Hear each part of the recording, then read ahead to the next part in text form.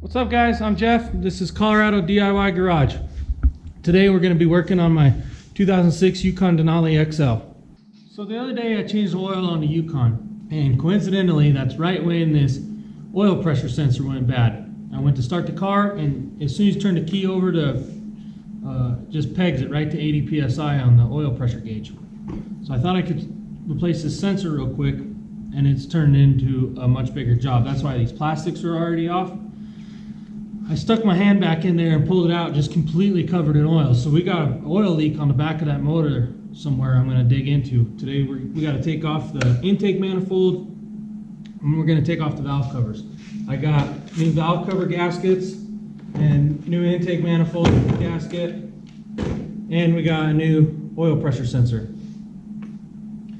I just got Felpro gaskets because that's what they had in town. So this is not going to be a how-to video by any means, but this is what we're digging into today.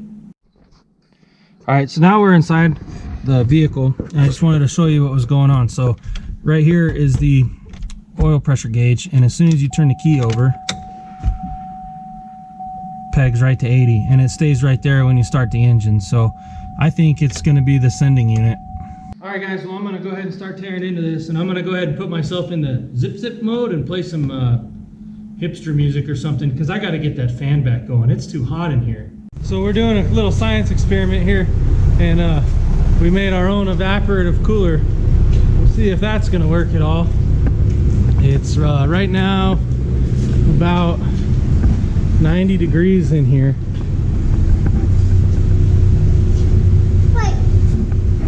We'll see if it cools it down anymore in here. It's hot.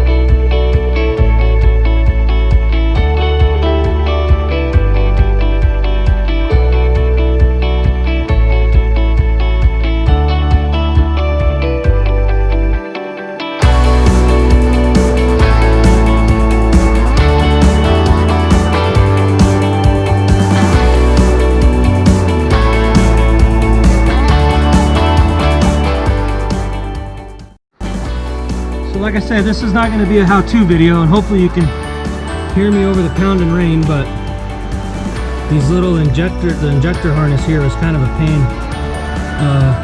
So basically you got to take this, once you can get the blue clippy out one-handed.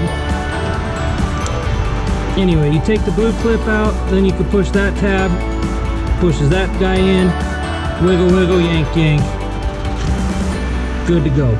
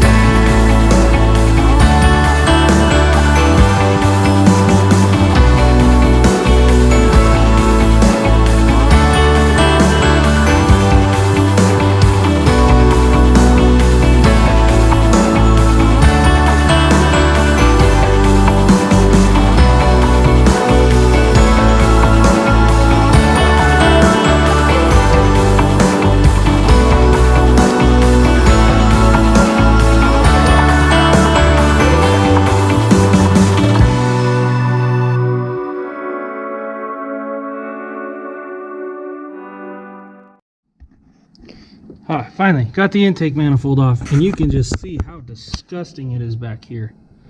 This whole project started because of that sensor right there in the back. I can't quite reach to it, but that's the oil pressure sensor. That's the one we got to replace. So we're gonna do that. I'm gonna get all this cleaned up, and then we'll probably pull off the coil packs on it each side, and then take these valve covers off, get them cleaned up. The other thing I wanted to mention real quick is I went ahead and pulled this cover off the knock sensor there, and it looks pretty good down in there. So I was thinking about maybe just replacing the knock sensors and the wiring harness, but I'm not having any issues with it, and it looks good down in there.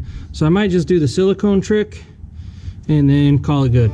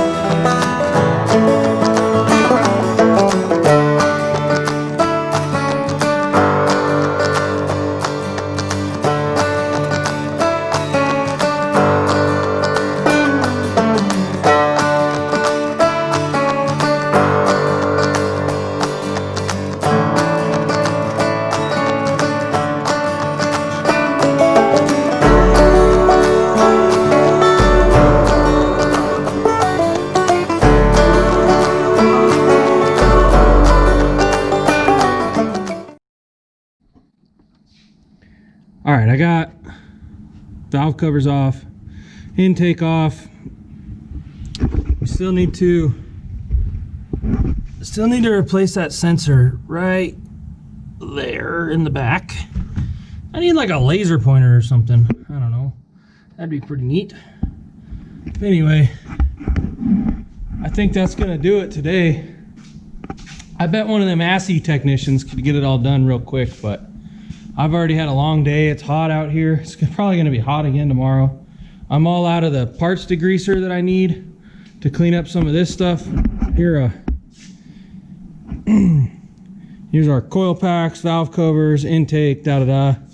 Passenger side, driver side, you know, the works. So I think I'm gonna kind of kick back, have a couple more of these buckskins, and just call her a night. And we'll pick this back up tomorrow. Crack a cold one. In case you guys were wondering how that redneck swamp cooler worked, well, it didn't. It is still hotter than heck in here. It rained, so it cooled down just a little bit, but it is still 80 degrees in here, 82 degrees. What's up, guys? It's I don't know, the next day or the day after or something, but I had to take a break. I couldn't come out to my shop because these idiot dogs got sprayed by a skunk in the middle of the night. So I just drug them out here and threw them in their kennels in the shop, and then my shop smelled like a skunk for a while. So it's finally aired out now, and I've been cleaning up on the valve covers a little bit here. See, this one's all nasty.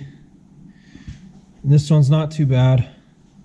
It's not perfect, but it's a heck of a lot better than it was.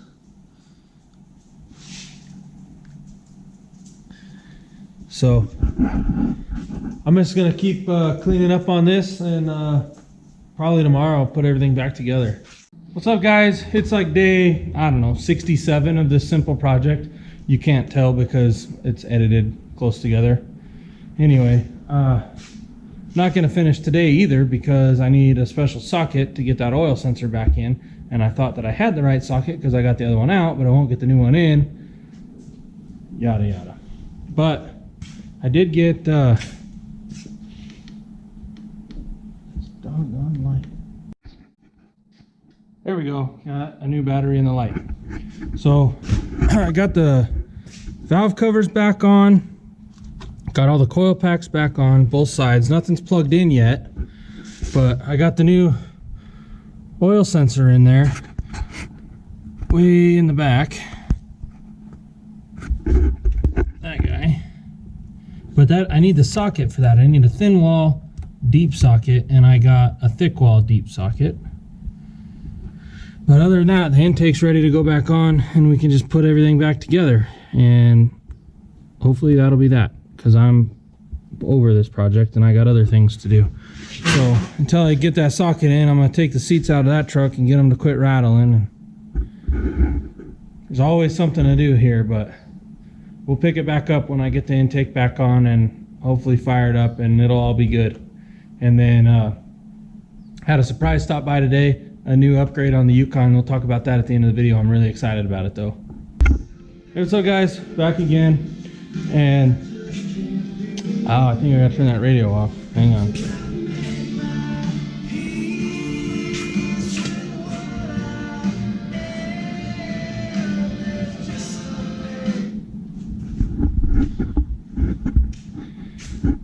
Hey guys, well I didn't have a tool to get that sensor tightened down. I had the wrong socket, so I borrowed that from the neighbor. Finally got that tightened down. Now I'm ready to get the intake back in. We got our gaskets sitting in place. We've already got the valve covers on with the new gaskets. The coil packs are all back on. I just need to get the intake back in and all hooked up, and then I'll start hooking up the rest of the harness, put the plastics back on, and we should be good to go. So hopefully we can hurry up and get this done and get this thing running quick.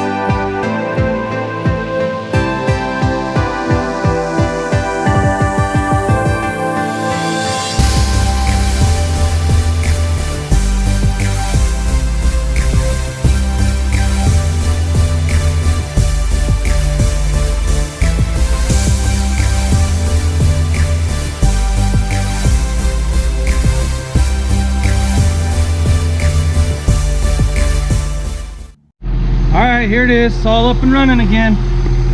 The only thing I'm a little concerned about is the injector, this front injector right here.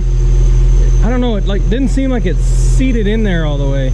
But you can see I still got all the covers off. I'm gonna take it for a drive, go get some gas in it, and come back and I'm gonna check everything and see if there's any leaks or anything. But here's what's the cool surprise, I guess. We got the brow done on the windshield. Looks pretty good.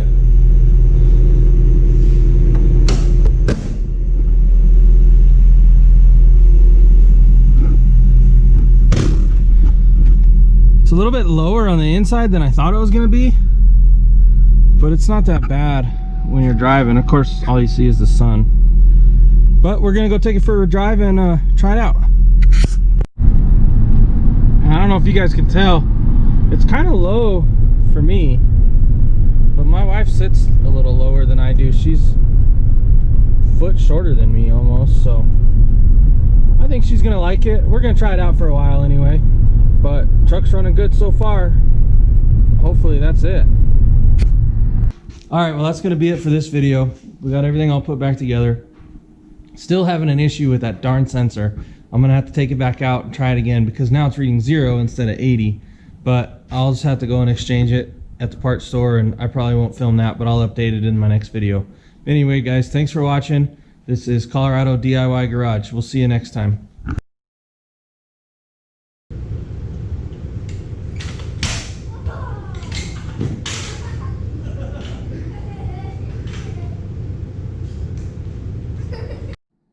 All right, well, that's good.